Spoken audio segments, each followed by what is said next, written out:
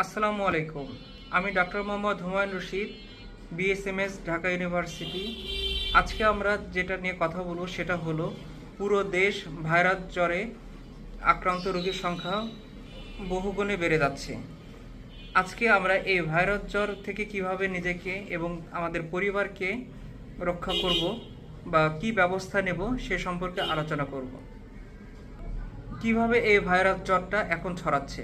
বেশিরভাগ ক্ষেত্রেই অপরিচ্ছন্ন পানি, খাবারের মাধ্যমে ছড়াচ্ছে, সরাসরি কারোর সংস্পর্শে আসার মাধ্যমে ছড়াচ্ছে, মশার মাধ্যমে অনেক ক্ষেত্রে ছড়াচ্ছে, হাঁচি কাশির মাধ্যমে ছড়াচ্ছে।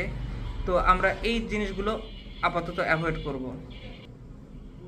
জ্বরে আমরা কিভাবে বুঝবো যে এটা সাধারণ জ্বর না ভাইরাসজনিত জ্বর?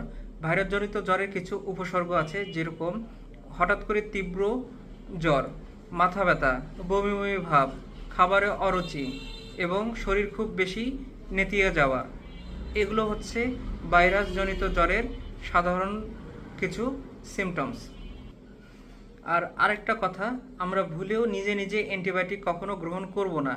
অবশ্যই রেজিস্টার্ডকৃত কোনো ডাক্তারের কাছে গিয়ে অ্যান্টিবায়োটিক বা কোনো চিকিৎসার যদি প্রয়োজন হয় সেই ব্যবস্থা নেব। যেহেতু আমি হোমিওপ্যাথিক ডাক্তার, আর হোমিওপ্যাথিতে এসব ভাইরাস জ্বরে কার্যকর কিছু ট্রিটমেন্ট আছে যা আমরা খুব সহজেই যে কোনো ধরনের ভাইরাসজনিত জ্বরে মোকাবেলা করতে পারি।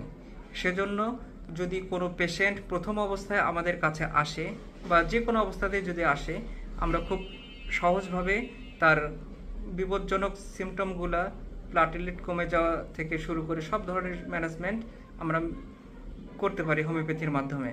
আর হোমিওপ্যাথিতে বরাবরই সফলতা দেখে আসছে জ্বরে, সেজন্য হোমিওপ্যাথি গ্রহণ করলে খুব দ্রুত জ্বরটা ছেড়ে যায় এবং বিপদগুলো কেটে যায়। আর আরেকটা বিষয়গুলো, আমরা যারা বাসাবাড়িতে আছি, আমরা আমাদের পরিবারকে অবশ্যই সচেতন করব। বাহিরের খাবার এবং অপরিচ্ছন্ন খাবার, পানি থেকে আমরা দূরে থাকব, মশা থেকে অবশ্যই দূরে থাকব, মশারি টাঙাবো, স্প্রে ইউজ করব যেন আমাদেরকে সহজে বাচ্চাদেরকে মশা কামড় দিতে না পারে।